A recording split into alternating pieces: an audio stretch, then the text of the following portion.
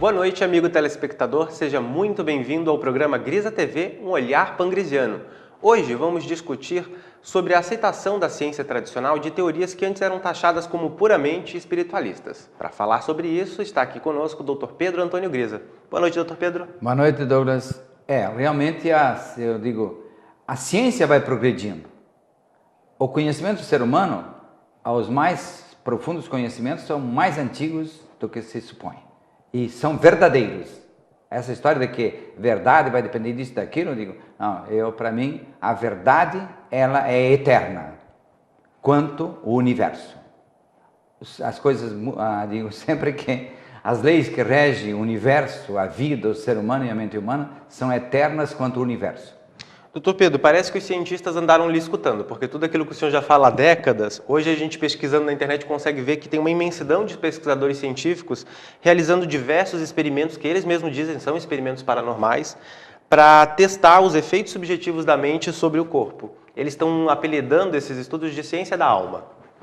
Veja, a ciência da alma é tão antiga quanto o Império Romano, pelo menos no conhecimento do Ocidente. Porque lá os romanos já diziam, já falamos isso aqui em outros programas, mens sana in corpore sano. O que é a mente? É a mesma coisa que eu digo hoje, a pessoa quer fazer diferença entre mente, espírito, alma. Tudo isso para mim é a mesma coisa. Não tem diferença alguma. Apenas são nomes dados diferentes à mesma realidade. Então hoje, quando e a paranormalidade existe desde todo sempre.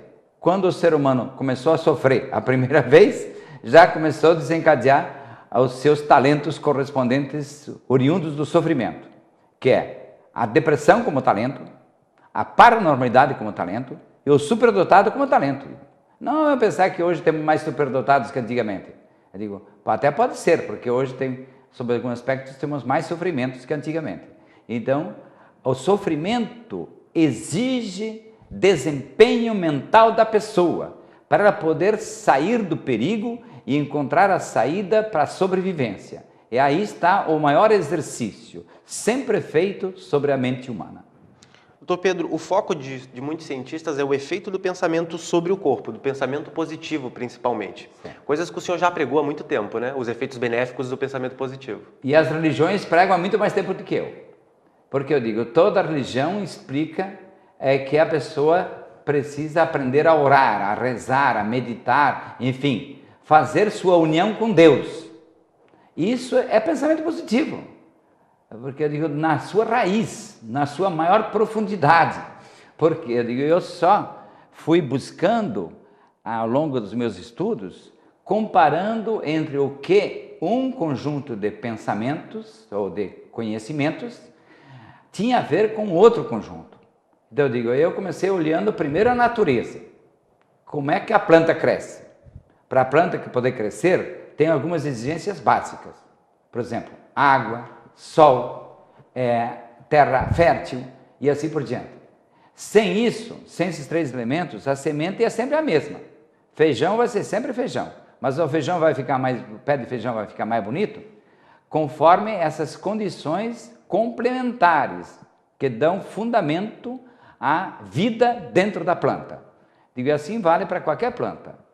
Depois eu fui comparar a minha religião, que na época era o cristianismo, na edição da Igreja Católica, então eu sempre fui olhar o que dizia. Então mandava rezar. O que é rezar? É você pedir a Deus para que te ajude, ou agradecer a Deus por ter te ajudado. Então tudo isso é a essência de qualquer pensamento positivo. Por quê? O que é o pensamento positivo? Quando você busca um apoio para ter mais autoconfiança. Como Jesus de Nazaré mesmo diz, tenha confiança, levanta e anda. Então, o milagre acontece também. Então tudo isso está interligado. Depois, quando surge a ciência cristã americana, que vai falar das preces científicas. Depois, quando surge a história do pensamento positivo. Depois, quando surge o controle mental do José Silva, todos dizem a mesma coisa, apenas utilizam expressões, conjuntos de informações diferenciadas só nas aparências, e não na sua essência. Ok, doutor Pedro. Então, dando continuidade às aparências, cientistas americanos de 4 universidades se reuniram com outros pesquisadores físicos nucleares, neurologistas, diversos profissionais renomados da ciência americana. Eles fizeram um estudo para comprovar o efeito orgânico dentro do organismo das pessoas que possuem um pensamento positivo. Eles descobriram e conseguiram comprovar, através da publicação desse estudo, que pessoas que se mantêm com pensamentos positivos, mesmo em situações de estresse, o organismo passa a liberar várias substâncias dentro do organismo. A principal delas é a serotonina, que é o hormônio associado à felicidade. Um hormônio que diminui os níveis de estresse, reduz e pode até neutralizar os efeitos orgânicos do estresse no organismo. Daí reduz o risco de infarto, bota o sistema imunológico para funcionar a todo vapor. Foi essa a comprovação que eles chegaram, coisa que o senhor também já falava há muito tempo. Inclusive eu tenho um tema específico dentro do terceiro ano do nosso curso de formação do parapsicólogo clínico, que fala prazer, satisfação e felicidade. Então eu digo, a felicidade é perene, porque a felicidade depende de 2, 3 condições essenciais. Primeiro, que a pessoa vai estar ligada a uma confiança fundamental. Eu digo, não importa se essa confiança, se essa é fruto de um fanatismo, ou se é fruto de uma crença de um Deus que é valorizado por essa ou por aquela religião, se é ligado a aquela divindade patrocinada por essa ou aquele conjunto de conhecimentos, ou se a felicidade vem fundamentada, acima de tudo, na garantia tranquila da sobrevivência do indivíduo e do grupo, porque o indivíduo não sobrevive sem o grupo. Então eu digo, isso tudo está interassociado.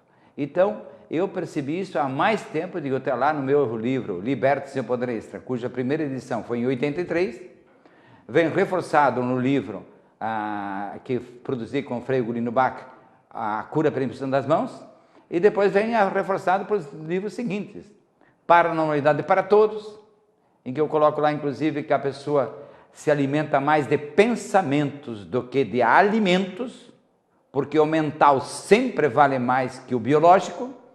Então, eu digo, tudo isso tem a ver com essa história que agora os cientistas, finalmente, eu digo, aqueles que se dizem cientistas, digo, para mim não são tão cientistas assim, tem pensadores antigos que são mais cientistas que esses cientistas modernos, que só querem ver aquilo que os olhos enxergam, querem ver os resultados que as micropartículas do nosso organismo apresentam, com seus instrumentos maravilhosos. Tudo isso, digo, vem somar. É maravilhoso saber disso. É ótimo. Só que eles ainda estão focando as aparências, aquilo que aparece. Digo, a parapsicologia não precisa de laboratório onde tem que provar isso e aquilo. O laboratório da ciência parapsicológica, na sua essência, é a mente humana, é o ser humano. E a mente humana, digo, está dentro das categorias dos seres invisíveis. Digo, quem vê a lei da gravidade puxando? Ninguém. Quem sente a lei da gravidade? Ninguém. Digo, quem já viu o subconsciente passeando por aí? Ninguém. Quem viu o inconsciente Freud passeando por aí? Ninguém. Porque isso faz parte das essências do ser humano, da mente humana, de como nós funcionamos. Digo, quem já viu o que comanda a seiva de uma planta subindo pelo tronco e pelos galhos, pelas folhas e pelas flores e pelos frutos? Digo, ninguém vai ver nada. Vai ver o movimento dos elementos bioquímicos, dos elementos perceptíveis aos nossos sentidos. Mas o que de fato comanda esse processo? Eu já falei aqui no programa anterior, meu entusiasmo lá de criança, frente à dália que havia florido lá na ponta do galho. Eu digo, ninguém vê o que acontece dentro. Não adianta dizer, porque tudo isso é essência, essência imperceptível aos nossos sentidos. Então, obrigado, meus grandes, reconhecidos cientistas dentro de uma categoria de pensamento humano.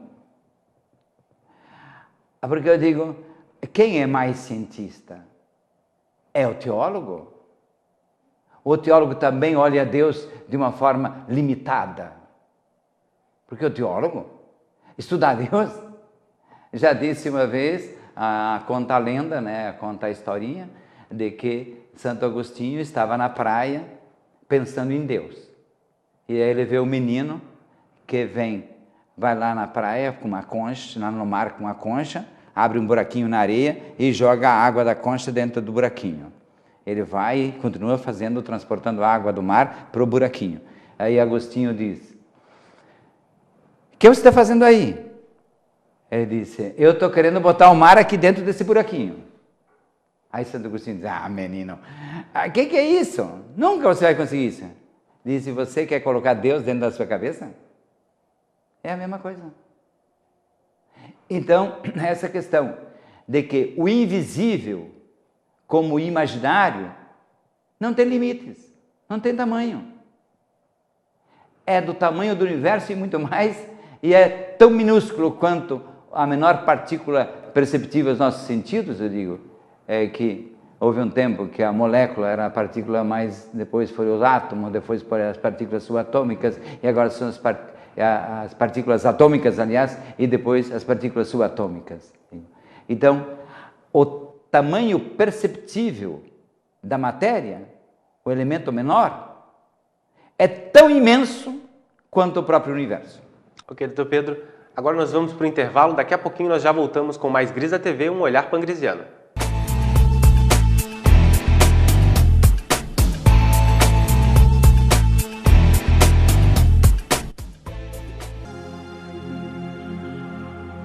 Há 15 bilhões de anos, segundo a teoria do Big Bang, o sistema solar começou a existir e a se organizar num conjunto de planetas, satélites e outros astros, sob a luz do astro-rei, o Sol.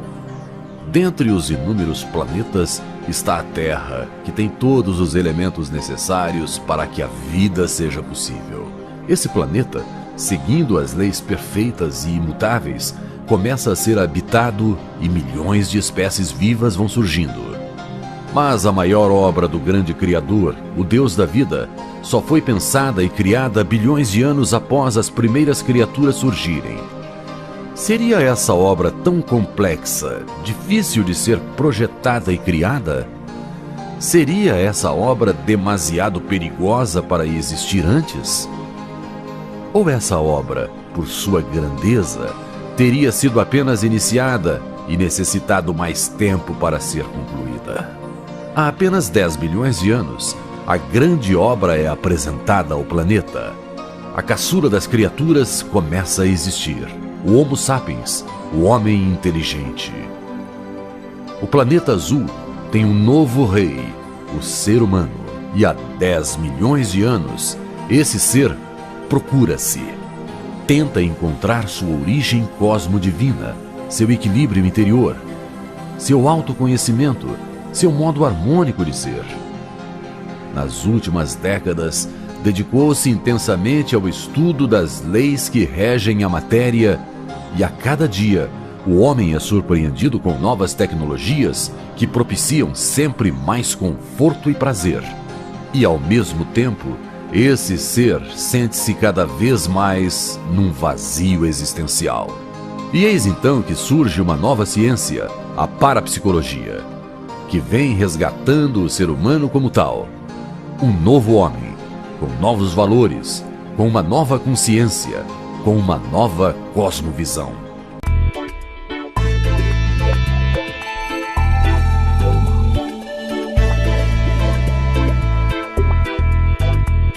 Estamos de volta com o programa Grisa TV, um olhar pangrisiano.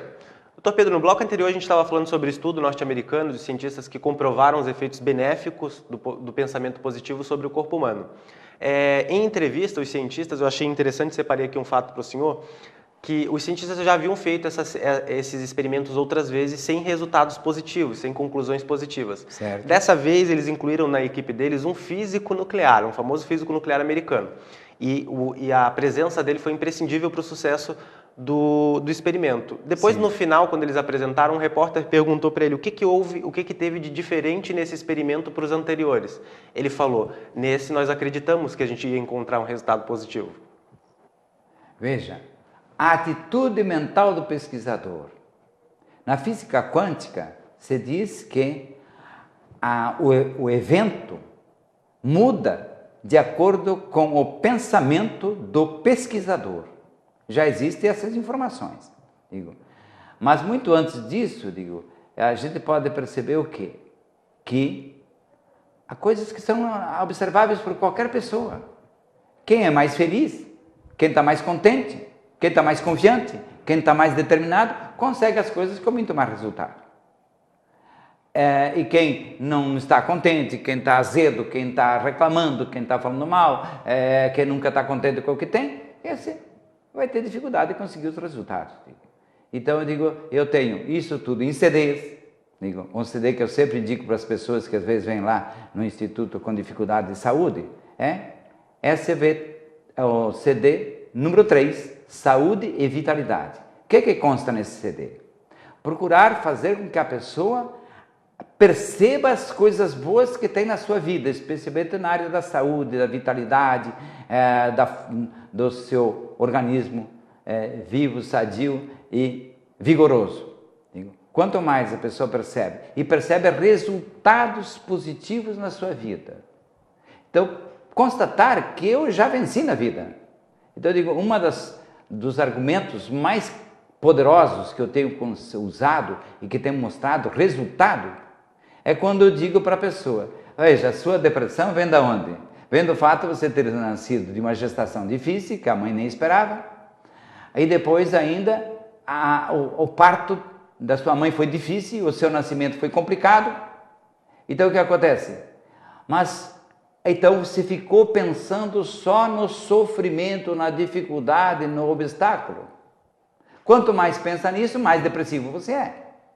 Agora, quando você percebe que isso foi apenas uma aparência, um momento passageiro, mas a grande verdade qual foi?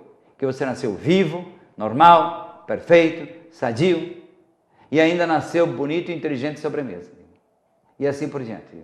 Então o que eu faço? A pessoa focar. E vai lá, chegando em casa, dá um abraço na sua mãe e diz, nós somos campeões.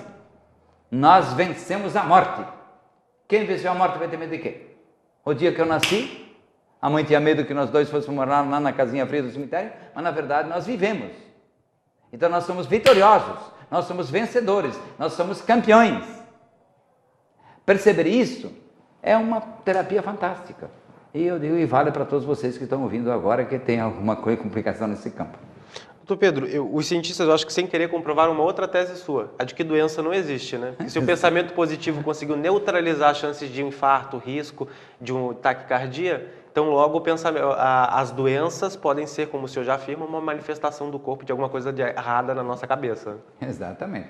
Porque eu digo, na verdade, porque eu digo, durante 33 anos eu meditei, pesquisei, conversei comigo mesmo, com Deus, com tudo que eu tinha chance de me relacionar para entender. Por que aquela frase lá naquele livro de Yoga para Cristãos, que eu estudei em 63, dizia que doença não existe. Se minha mãe vive doente, se eu já passei por tantas dificuldades de saúde e tudo mais, como é que doença não existe?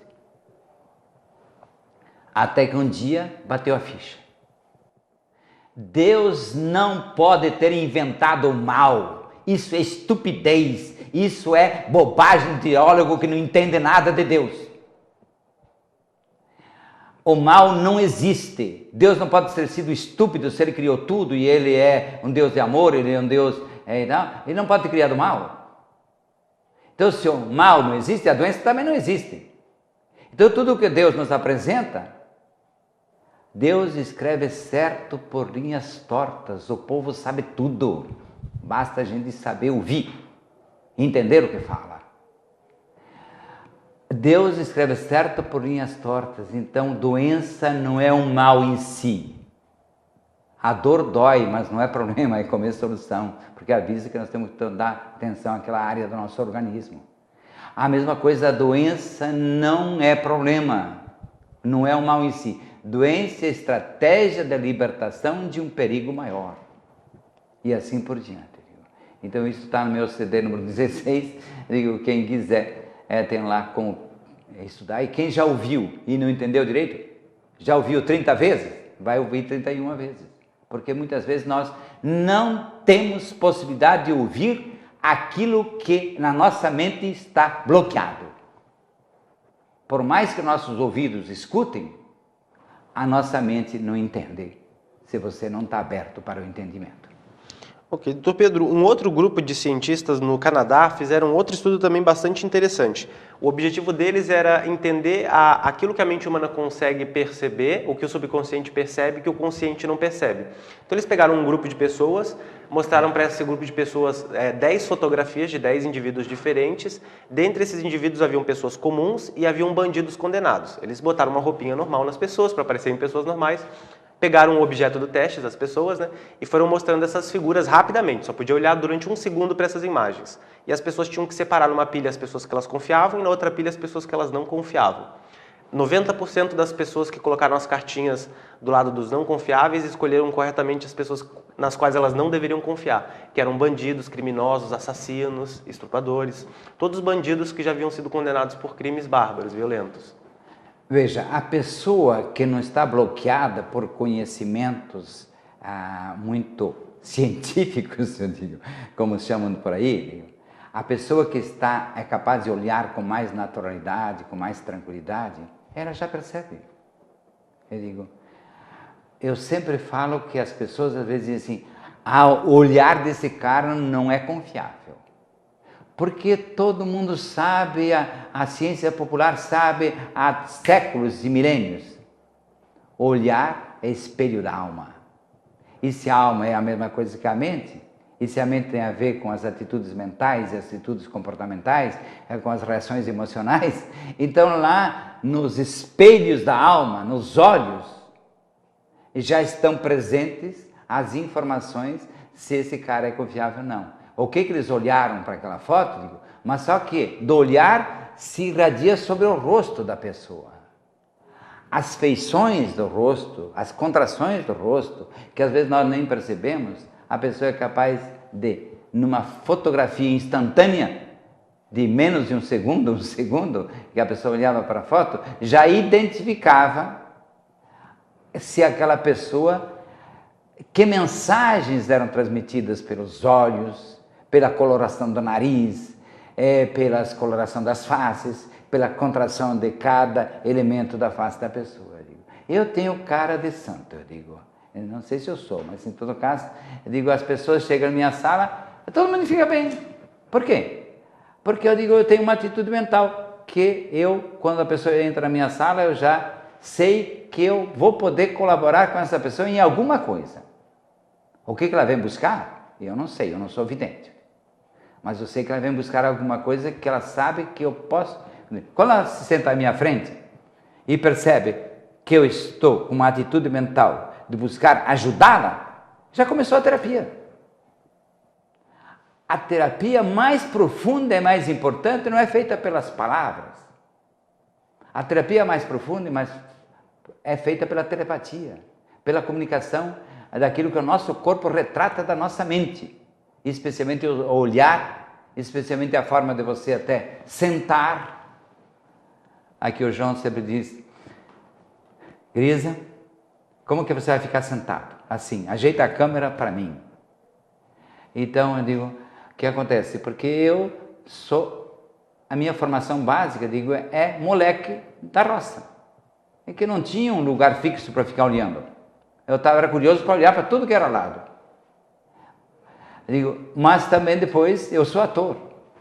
E o ator não gosta de ficar preso a uma direção só. Então, aqui na televisão, como em outros momentos que eu estive dentro, a minha maior dificuldade era ficar com o olhar como se estivesse olhando para o público.